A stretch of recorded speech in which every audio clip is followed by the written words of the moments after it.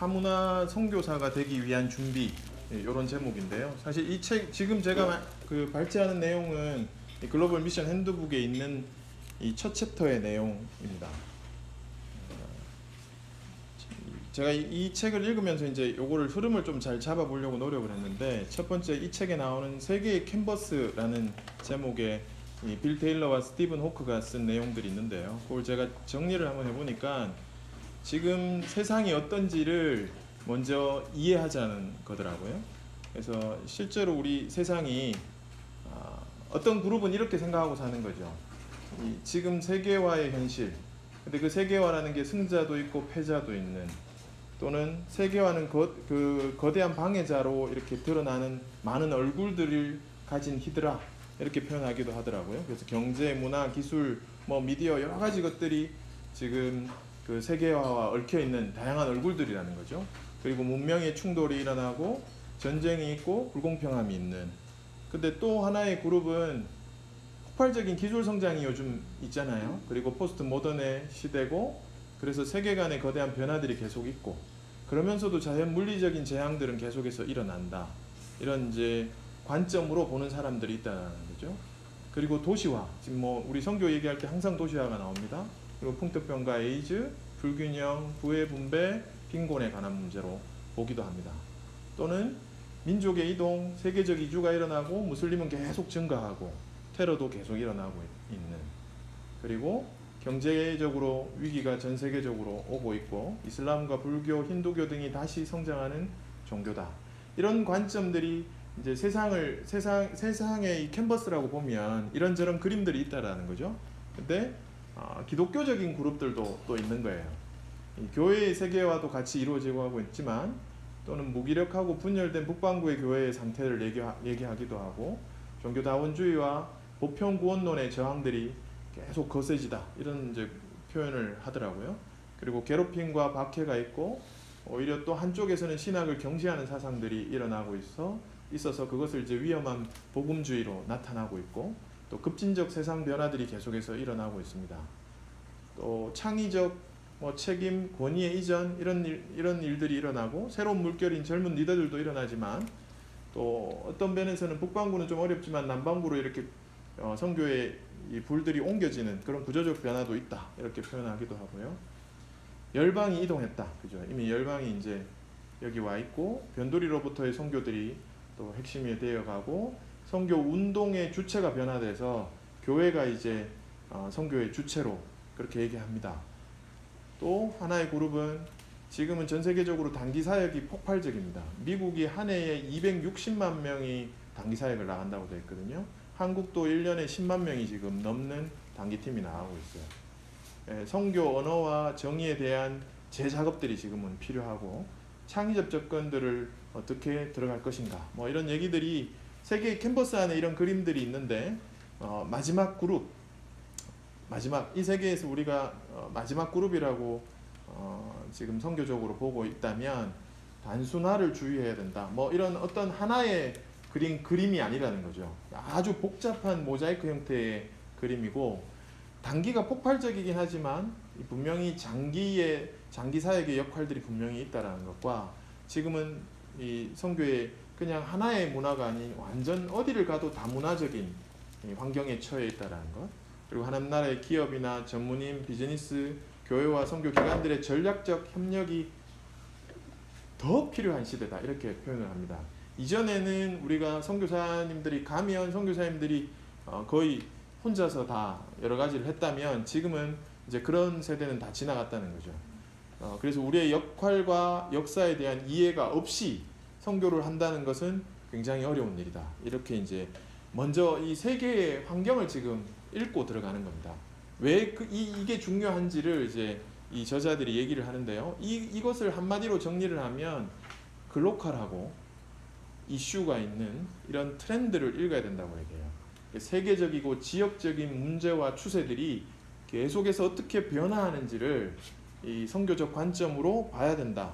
그래서 그리스도인이라면 세계적이고 지역적인 문제와 추세들을 붙들고 씨름할 수 있어야 된다, 이렇게 표현을 합니다.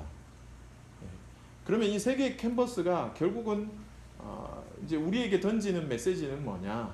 주의 영광의 이야기에 우리가 참여하기를 원하는 거죠.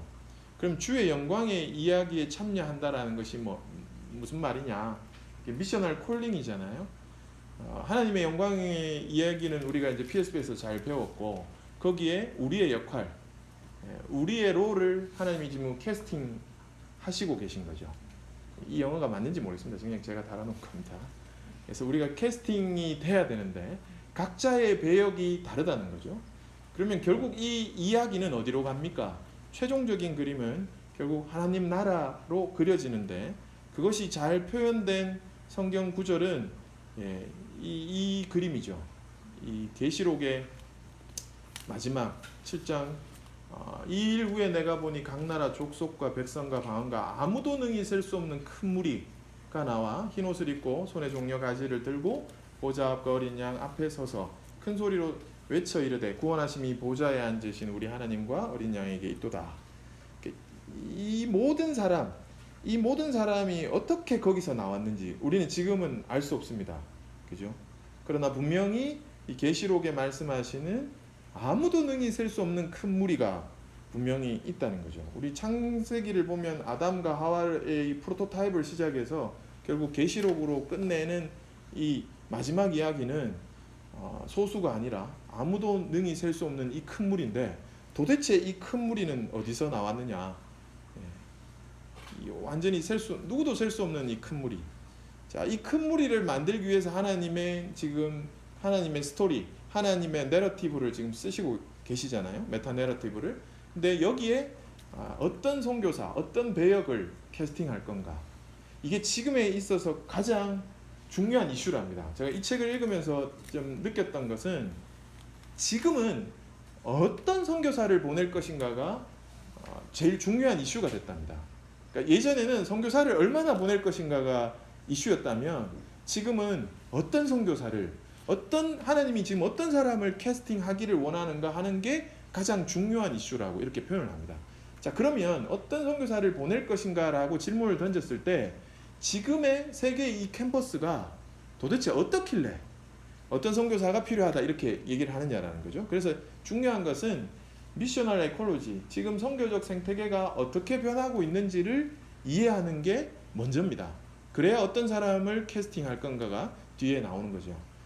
그렇다면 이 책에서 정리하는 이 선교적 에콜로지는 from everywhere to everywhere인 거죠. 그리고 우리나라의 경우에 79년도에 93명이었던 선교사가 지금 2만 명을 넘어섰고요. 그런데 이 2만 명의 선교사들을 보면 전통적인 선교사의 어려움들이 지금 너무 많이 드러나고 있고요. 세계적 선교의 흐름을 보면 서구권 선교사에서 이미 비서구권으로 넘어온 지는 꽤 됐어요. 그리고 지금의 선교지는 비자 문제로 너무 많은 어려움들이 있다라는 거고요. 선교 자원도, 나가려는 사람도 변화되었다는 거예요. 이제는 평신도들이 더 많이 일어나고 실버 세대들이 일어나요. 오히려 청년 선교 자원은 계속해서 약화된다고 이렇게 표현하고 있고요.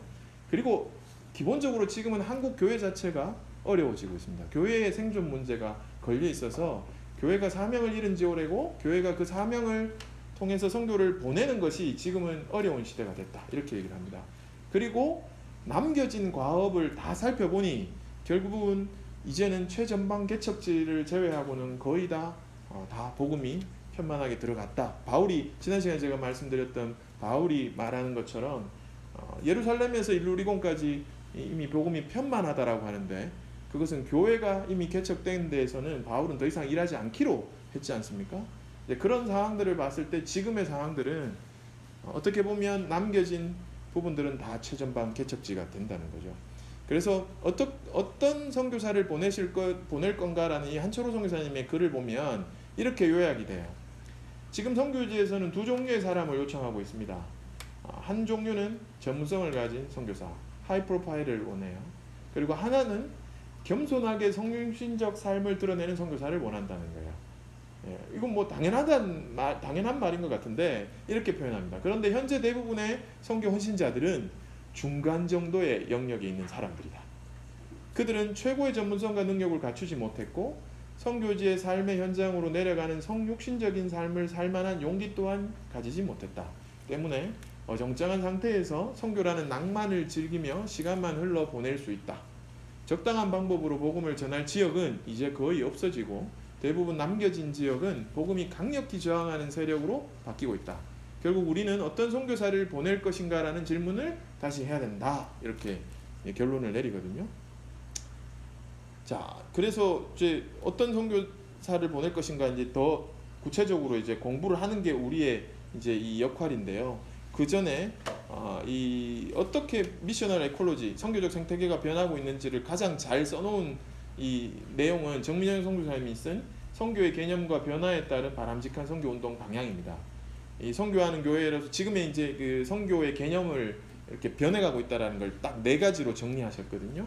선교하는 교회에서 이제 선교적 교회로 가야 되고, 이원론적 선교에서 총체적 선교로 가야 되고, 동원에서 참여로 가야 되고, 과업 중심에서 하나님 나라 파트너십으로 옮겨가야 된다. 이제 이렇게 표현을 하고 있고, 이거 조금 이따 다시 볼 거고요. 어떤 선교사를 보낼 것인가라는 글은 스티브 호크가 쓴 글을 이제 우리가 살펴볼 건데요.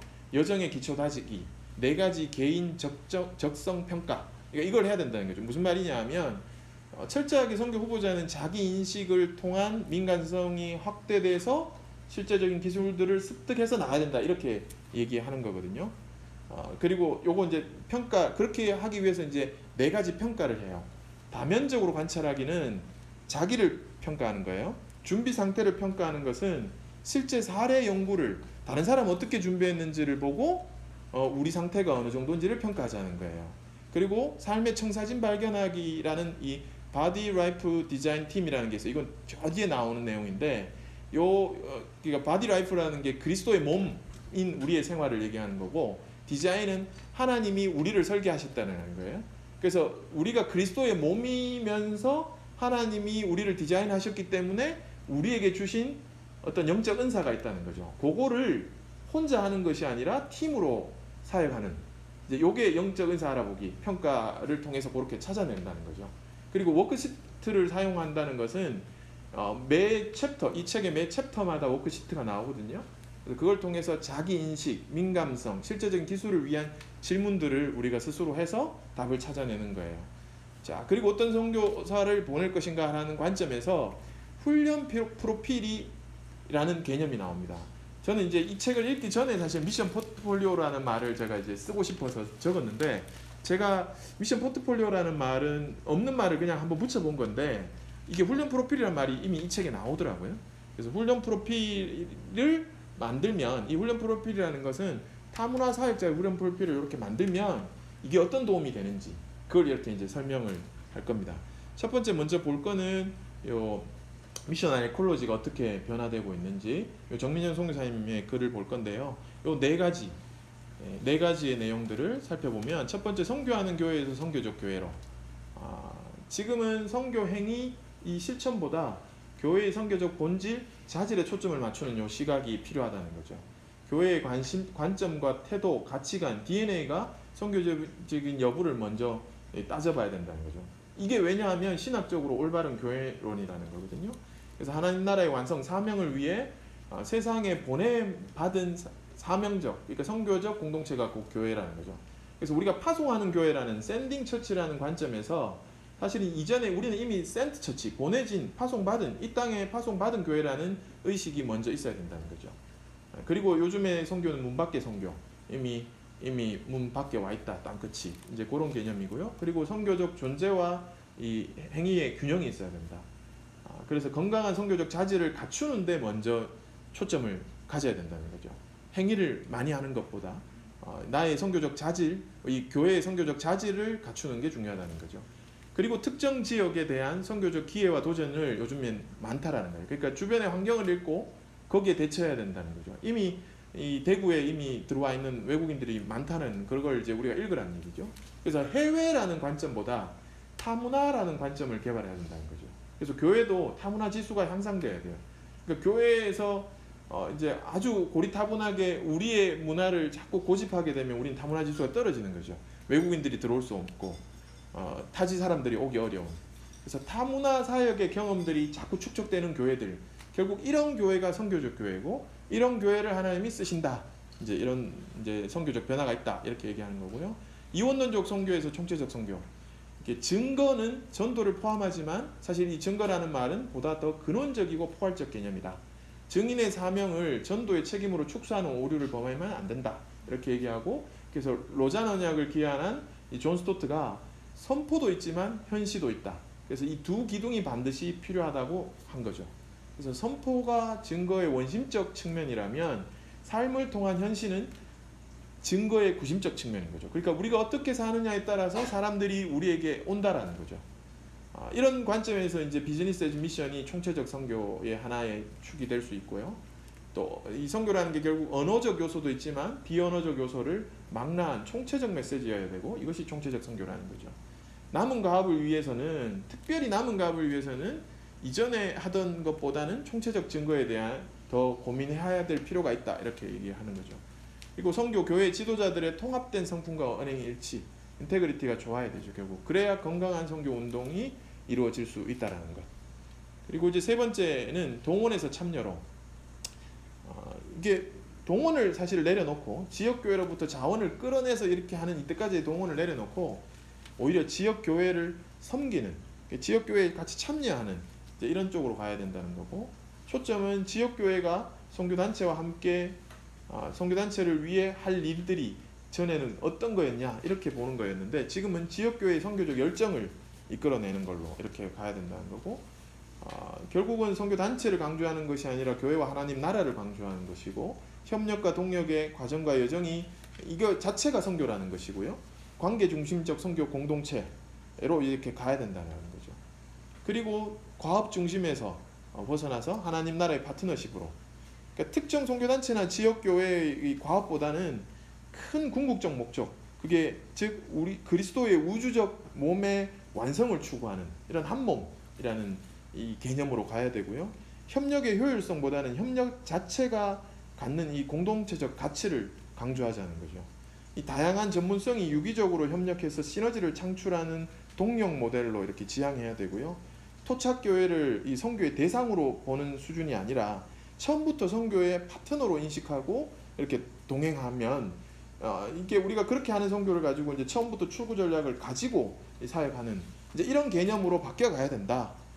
이렇게 설명하는 거죠. 다시 돌아와서 이제 두 번째 어떤 선교사를 보낼 것인가 요거를 이제 중점적으로 볼 건데요. 첫 번째 평가. 오늘날 필요한 선교사가 뭐냐? 요 평가를 먼저 봅니다. 오늘날 필요한 선교사라고 할 때 요것을 어떻게 정의하면 좋으냐 하면, 건전한 선교사 훈련 교육 과정을 개발하는 가장 좋은 방법은 기대하는 결과로부터 시작하는 거예요. 우리가 어떤 결과를 가지고 어떤 결과를 내기 위해서 어떻게 훈련시킬 건가, 이제 거꾸로 가보자는 거죠. 이제 그거를 알면 자기가 거기에 준비될 수 있는데, 저는 선교에 헌신했어요 라고 하는 사람들도 지금 오늘날 어떤 선교사가 필요한지를 모르면 자기가 방향을 못 잡고 나름 열심히 준비할 수 있지만 실제로 하나님이 쓰시기에 좋은 선교사가 되기도 어렵잖아요. 이제 그런 관점에서 역으로 가보자는 거죠. 그래서 뭐를 제안하느냐 하면, 이 책에서는 세 가지 관점을 얘기합니다. 지식, 사역, 존재. 이 세 가지가 이 훈련의 아주 중요한 요소라고 얘기합니다.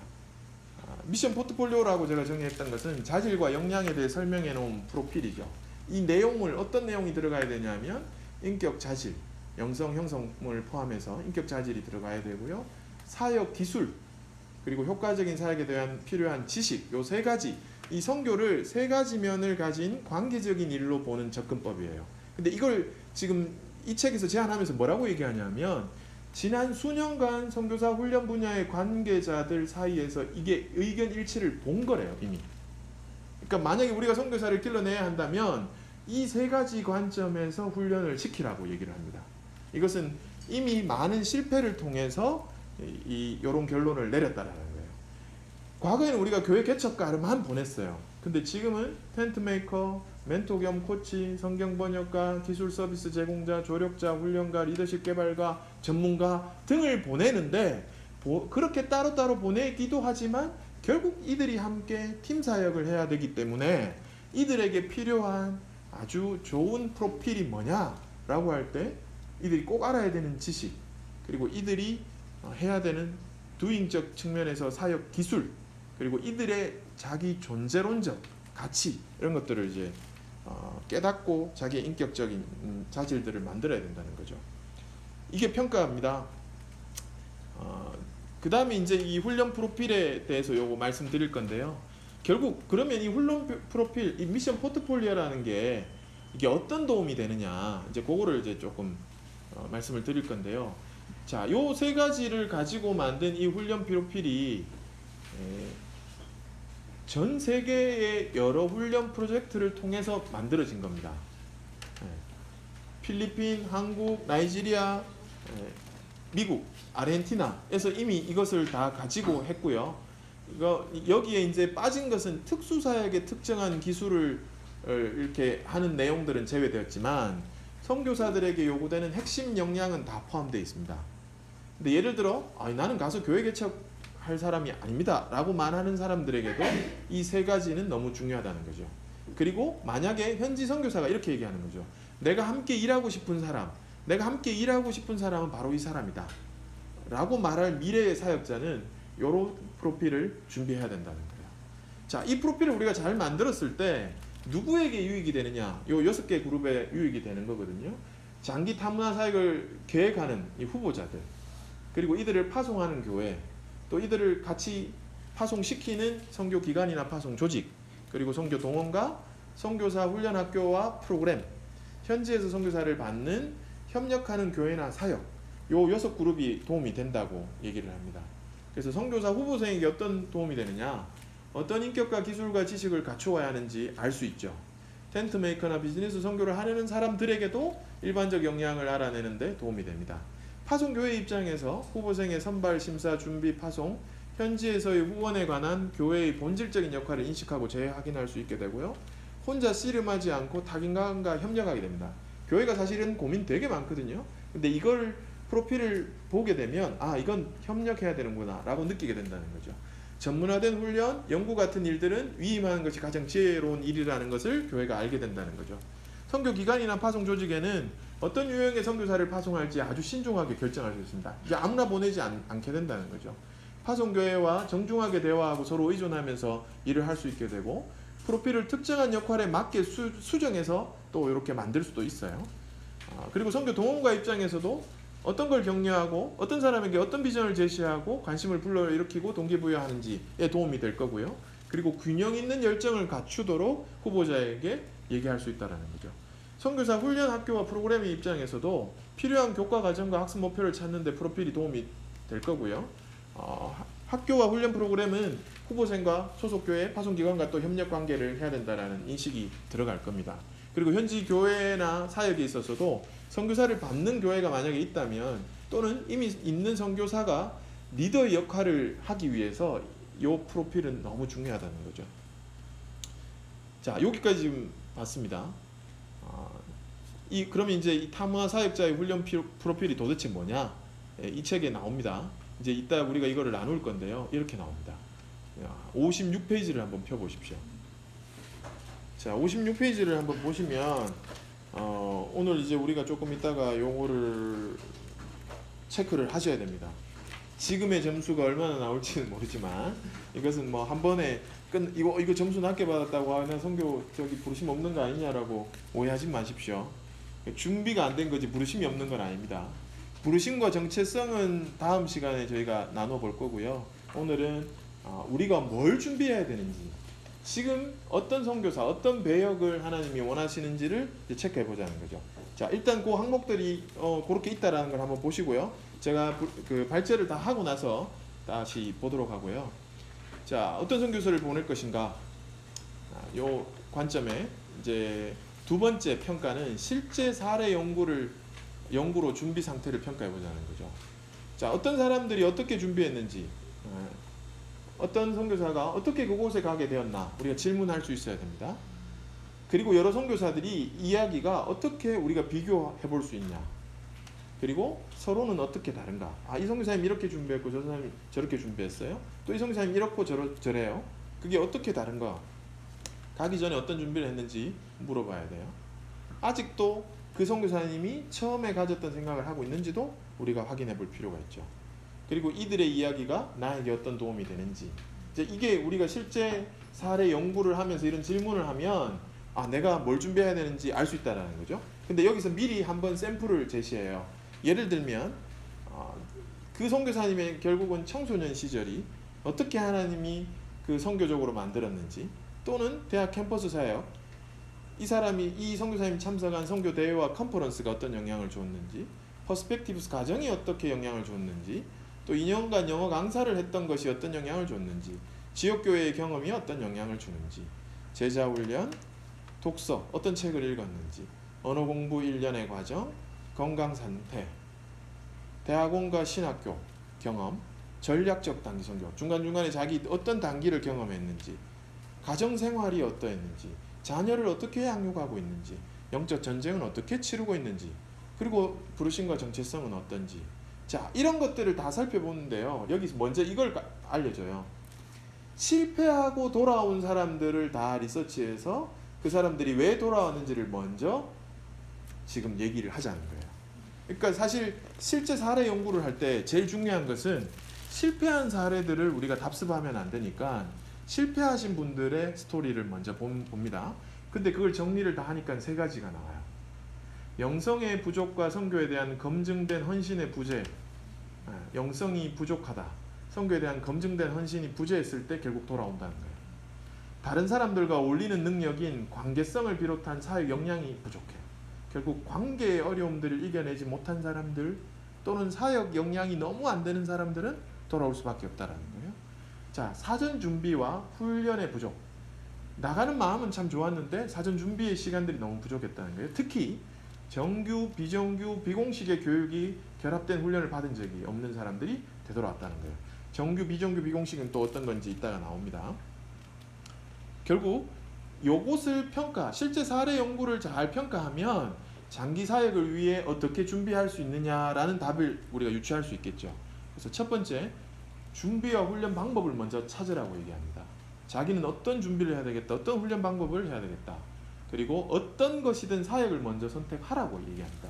그러니까 지금 사실 우리가 교회 개척이든 아니면 아까 전에 말했던 교회 개척을 돕는 여러 가지 형태들의 사역 중에 자기의 사역을 선택하지 않고서 이 두리뭉실하게 내가 가서 이것도 할 수 있고 저것도 할 수 있고 이렇게 생각하지 말라는 거죠. 어떤 사역이든 일단 선택을 하라라고 되어 있습니다.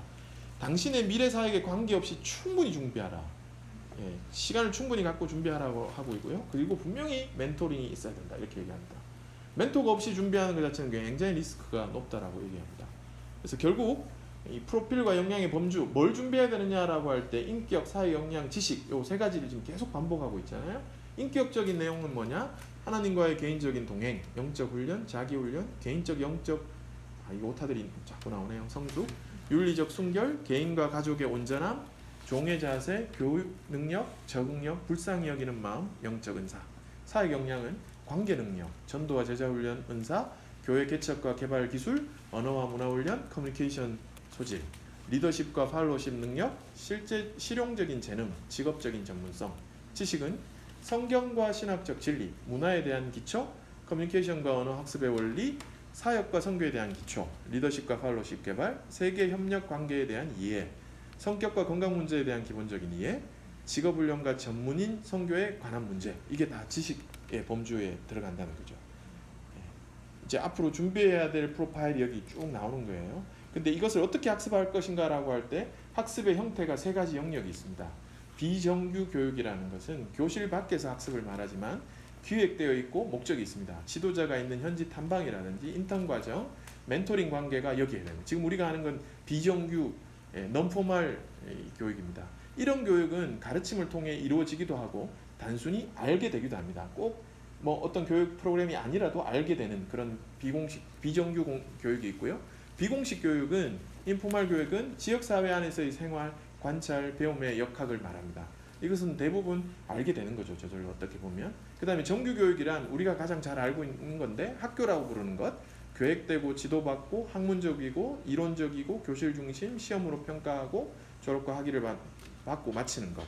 지식의 어떤 요소들은 정규 교육 방법을 통해 가장 효과적으로 잘 전달됩니다. 그래서 우리가 이런 세 가지 교육 방식을, 학습 방법을 통해서 우리가 계속해서 자질을 만들어 가야 되는데, 또 선교사 형성에 이게 7가지 여러 가지 상황들이 있어요. 사실은 가정이 우리를 형성하기도 하고요. 일을 통해 배웁니다. 또 교회 통해서 배우기도 하고 정규 학교 또는 선교 기관, 이제 우리가 단기나 이렇게 또 장기로 갔을 때 현지 교회 그리고 선교지에서 배우기도 합니다. 그리고 우리가 대인관계를 통해서 우리를 형성합니다. 이런 여러 가지 상황을 통해서 어떤 것은 non-포말이고 어떤 것은 인포말이고 포말인 거죠. 그 과정을 통해서 우리는 장기 사역을 준비해 나가야 된다. 이제 이렇게 얘기한 겁니다. 제가 진짜 정신없이 지금 달려가고 있습니다. 자, 이걸 지금 방금 다 살펴본 겁니다. 그죠? 다 살펴봤습니다. 근데 여기에 이제 한 가지 빠뜨리지 말아야 될 신학적 얘기를 제가 하나 하고 마치려고 하는데요. 주의 영광의 이야기에 참여한다는 이 말이 무슨 말이냐 하면 마태복음 10장에 나오는 고통 속에서의 선교를 신학적으로 이해할 필요가 있습니다. 무슨 말이냐? 마태복음 10장을 제가 1절에서 16절까지 요약하니까 이렇게 되더라고요. 예수께서 12제자를 부르고 내보내시며 명령하여 이르시되 이스라엘의 집에 잃어버린 양으로 가라. 가면서 전파하며 말하되 천국이 갔다 왔다 하고 거저받았으니 거저주고, 이런 것들은 너무 많이 가지지 말고 먹는 것 정도, 마땅한 정도는 이 정도다. 보라, 내가 너희를 보냄이 양을 이리 가운데 보는가 같도다. 그러므로 너희는 뱀같이 지혜롭고 비둘기같이 순결하라. 이렇게 말씀하시면서 그 뒤에 뭐가 나오느냐 하면 저항의 강도가 있습니다. 저항의 강도. 너희가 이렇게 가서 이렇게 전하고 이렇게 살 텐데 그때 너희를 거부하기도 하고 너희를 구금하기도 하고 너희에게 폭력을 행사하기도 하고 너희를 박해하기도 하고 심지어 순교할 수도 있다. 근데 어떤 사람이 너희의 박해자냐? 때로는 가족일 수도 있고요. 때로는 사회와 세상 권력층이기도 하고 때로는 교회도 우리를 박해합니다. 종교 권력층도 박해를 하고요. 마귀의 권세가 우리를 박해할 것이라는 거죠. 그래서 사실 이 선교라고 할 때 우리가 그리스도의 이 영광에 참여하는 일이라고 할 때는 우리는 이런 질문을 꼭 던져야 됩니다. 그리스도 이름으로 인해 받는 육체적인 고통에 대해 어떻게 생각합니까? 가기 전에 우리가 질문해야 되는 거죠. 고통 밖의 순교에 대해 어떤 신학을 여러분들은 갖고 있습니까? 만약에 고통 밖의 순교가 있으면 돌아오실 건가요? 라고 질문하는 거죠. 이런 주제에 대해 생각할 때 가장 도움이 되는 성경 말씀은 어떤 것들이 있습니까? 우리에게 이 주제를 가장 잘 가르쳐 줄 수 있는 사람은 누구인가요? 이제 이 주의 영광의 이 얘기에 참여한다는 것은 결국 고통 속에서 우리가 선교를 감당한다는 얘기, 이 신학을 알고 있으라는 얘기입니다. 그리고 제가 이제 언급하지 않았지만 꼭 읽어봐야 될 내용들은 이 모든 챕터 안에 글로벌 퍼스펙티브라는 관점을 얘기합니다. 첫 번째는 정마태 선교사님이 얘기하는데 비서구권 선교사와 현지인들의 협력이 얼마나 지금 많이 일어나고 있는지, 그래서 다음 세대 우리 선교사역, 지구촌 사역을 하는 사람들이 받아야 할 훈련들이 뭔지, 그리고 갖추어야 할 주요 성품과 영성 자질이 뭔지, 이런 이제 글로벌 퍼스펙티브, 글로벌한 관점에서 미리 얘기를 해준다라는 거죠. 그리고 이제 매번 챕터 끝날 때마다 마이 저니가 있습니다. 이 선교사님 한 분의 아주 요약된 스토리가 있습니다. 첫 번째는 OMF 김승호 선교사님인데요. 자기가 세무사로 일하면서 이렇게 선교 나가게 된 그 얘기를 짧게 이렇게 케이스 리뷰를 할 수 있습니다. 자, 이렇게 제가 지금 발제는 이제 끝났어요. 지금부터 이제 저희가 여러분들이 봐야 되는 것은 일단 요거 다음 거 광고하면서 순서도 얘기할게요. 다음 발제는 부르심과 정체성인데 다음까지는 제가 발제를 할 겁니다. 그 다음부터는 이제 필요하면 우리 안에서도 할 수 있고요. 또는 선교사님이 하실 수도 있어요. 그건 제가 내용에 따라서 여러 가지 조율을 좀 해볼까 싶습니다. 그리고 조별 모임을 하고 다음 포트폴리오 점검은 우리 김신호 형제가 준비해 오셔야 되고, 케이스 리뷰는 초반에는 어떻게 할지 조금 보고요. 조금 이걸 공부하다가 본인들이 나는 이런 선교 유형을 선택을 하고 이런 사역을 내가 선택할 거다라고 하신 분들은 어느 정도 그게 결정이 나면 그 다음부터는 케이스 리뷰를 찾으셔야 돼요. 어떤 선교사님을 나는 모델링을 할 건지, 그것을 이제 와서 정리하셔서 발표하는 거예요. 그리고 다음에 과제는 73페이지에서 140페이지까지 읽어 오셔야 되고요. 제가 이 전체 이 책의 내용을 조금 미리 보면 좋은 거를 제가 표시해 놨어요. 이건 제가 나중에 파일은 다 카톡방에 올리겠습니다. 150페이지 결정사항 점검표라는 걸 먼저 보시면 이 선교지 결정하는 거거든요. 그 다음 231페이지 선교사 준비 도표도 다 나와 있어요. 뭘 체크해야 되는지. 그 다음에 자기가 어떤 유형으로 가야 되는지 234페이지에 선교사 유형이 다 나옵니다. 그리고 우리가 나중에 리더십을 개발하는 것을 어떻게 하는지 281페이지에 다 나오거든요. 그러니까 이런 것들은 먼저 조금 보시면 좋고요. 다음 과제는 요까지 읽어오시는 거예요. 자, 그러면 이제 오늘 지금 이제 조별 모임은 어디서 어디까지 하느냐 하면 책을 보시면 책을 한번 볼게요. 자, 56페이지로 다시 가시면 됩니다. 제가 지금 이제 책을 안 읽어오셨는데 제가 다 선물해 드린 거예요, 사실. 네, 이 논리적 흐름도 제가 다 만든 거고요. 이 책에 가장 어려웠던 게 이 흐름 잡는 거였어요. 왜냐하면 이게 전부 다 이렇게 모자이크처럼 있어가지고요. 이게 다 알면 이해가 되지만 그렇지 않을 때는 왜 이야기가 다음에 이야기가 나오는지 굉장히 엉뚱한 면이 좀 있어요. 근데 그걸 이제 제가 지금 흐름에서 정리를 해드린 거거든요. 지금 이제 오늘 우리가 나눠야 될 내용은 이 타문화 사역자 훈련 프로필입니다. 예, 56페이지. 여기에 보면 결국 요 답을 다 할 겁니다. 이게 그래서 자기 점수를 매겨볼 겁니다. 요거를 점수를 먼저 매겨보고 서로 점수에 대한 얘기들을 좀 나누시면 좋을 것 같고요. 그 다음 넘어가서 60페이지로 넘어가시면요.